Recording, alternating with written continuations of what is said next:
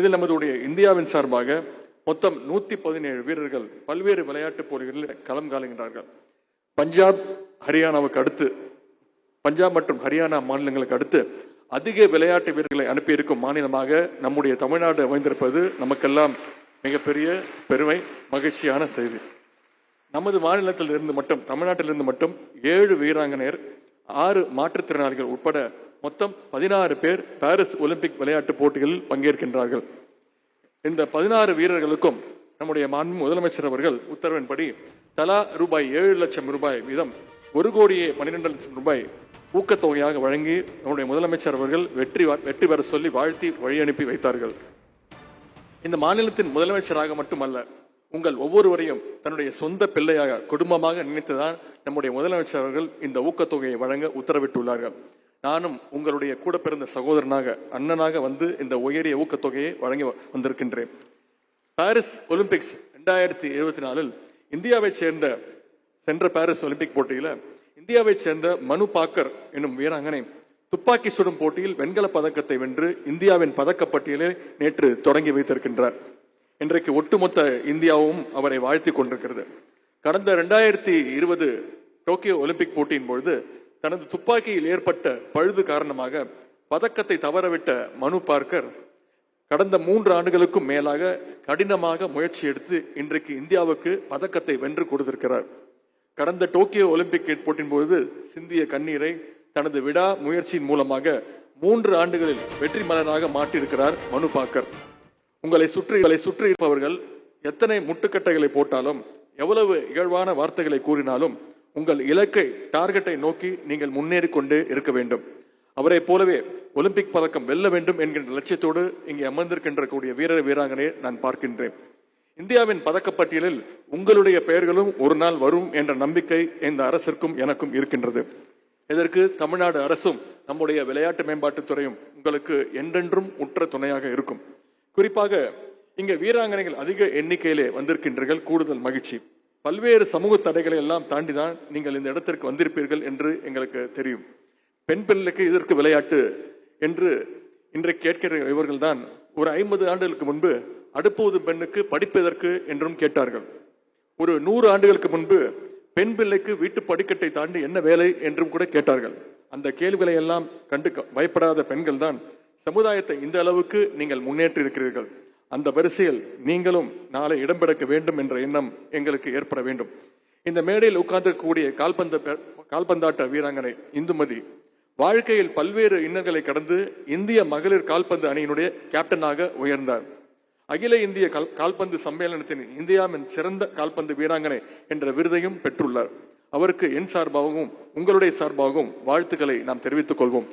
அதே போல இந்துமதி, சகோதரி பவானி தேவி போன்றவர்களைத்தான் நாம் அனைவரும் எடுத்துக்காட்டாக, ரோல் மாடலாக எடுத்துக்கொள்ள வேண்டும். இன்றைக்கு உங்களுக்கெல்லாம் உயரிய ஊக்கத்தொகையை இந்த அரசு கொடுத்திருக்கிறது. இது உங்களுக்கு எந்த அளவுக்கு உதவிகரமாக இருக்க போகிறதோ அதே அளவுக்கு விளையாட்டுத்துறையில் சாதிக்க துடிக்கும் வீரர்களுக்கு ஊக்கமளிக்கின்ற ஒன்றாக அமையும் என்பதில் மாற்று கருத்து இல்லை. இது மட்டுமல்லாமல் ஹை கேஷ் இன்சென்டிவ்ஸ் மட்டுமல்லாமல் elite sports person scheme, mission international medal scheme, champions development scheme போன்றவற்றின் மூலமாகவும் நம்முடைய அரசு விளையாட்டு வீரர்களுக்கு என்றென்றும் துணை நிற்கின்றது. சிறப்பாக விளையாடுகிற விளையாட்டு வீரர்களுக்கு பொருளாதாரம் ஒரு தடையாக இருக்கக்கூடாது என துவங்கப்பட்டதுதான் தமிழ்நாடு சாம்பியன்ஸ் ஃபவுண்டேஷன். கிட்டத்தட்ட ஓராண்டுக்கும் மேலாக 100க்கும் அதிகமான வீரர் வீராங்கனையருக்கு 9 கோடி அளவுக்கு இந்த அறக்கட்டளை மூலம் நிதி உதவிகளை வழங்கி ஊக்கப்படுத்தி வருகின்றது இந்த திராவிட மாடல் அரசு. தமிழ்நாடு சாம்பியன்ஸ் அறக்கட்டளையில் நிதி உதவி பெற விரும்பும் விளையாட்டு வீரர்கள் www.sdat.tn.gov.in என்ற இணையதளத்தில் விண்ணப்பிக்கலாம். உங்களுடைய நண்பர்கள் வட்டாரத்திலும் இருக்கின்ற விளையாட்டு வீரர்களும் இதனை நீங்கள் எடுத்துச் செல்லுங்கள். தமிழ்நாடு அரசின் இந்த முன்னெடுப்புகளால் நம்முடைய வீரர்கள் பல்வேறு சாதனைகளை படைத்து பெருமையை தேடி தருகின்றார்கள். சில மாதங்களுக்கு முன்பு நடைபெற்ற கேலோ இந்தியா யூத் கேம்ஸில் நம்முடைய தமிழ்நாடு மாநிலம் முதன்முறையாக பதக்கப்பட்டியலில் 2வது இடத்தை பிடித்து சாதனை படைத்தது. இந்த வகையில் தமிழ்நாடு அரசு விளையாட்டுத்துறையில் எடுத்து வரும் முயற்சிகளை பாராட்டி பல்வேறு திசைகளிலிருந்து நம்முடைய மாநிலத்திற்கு பாராட்டுகளும் விருதுகளும் குவிந்து வருகின்றன. குறிப்பாக த ஹிந்து ஸ்போர்ட்ஸ் ஸ்டார் சார்பாக the best state promoting sports எனும் விருது, அதேபோல் சிஐஏ ஸ்போர்ட்ஸ் பிசினஸ் அவார்டு நிகழ்வில் the best state promoting sports என்ற விருது போன்ற விருதுகள் நம்முடைய தமிழ்நாடு அரசுக்கு வழங்கப்பட்டன.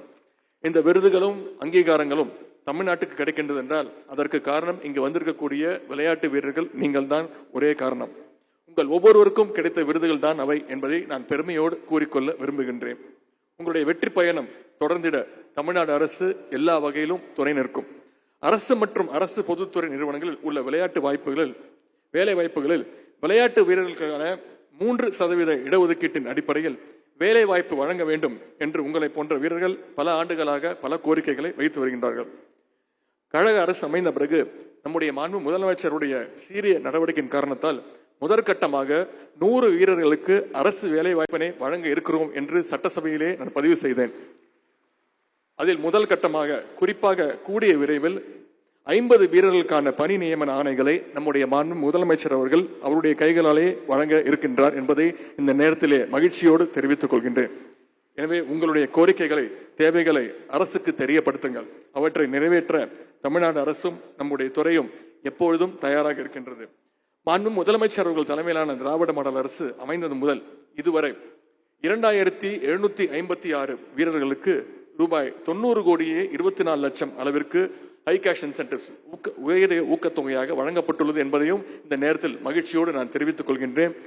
வருங்காலிலும் இது தொடரும். நாம் எல்லோரும் இணைந்து தமிழ்நாட்டை இந்திய விளையாட்டுத்துறையினுடைய தலைநகராக மாற்றுவோம்.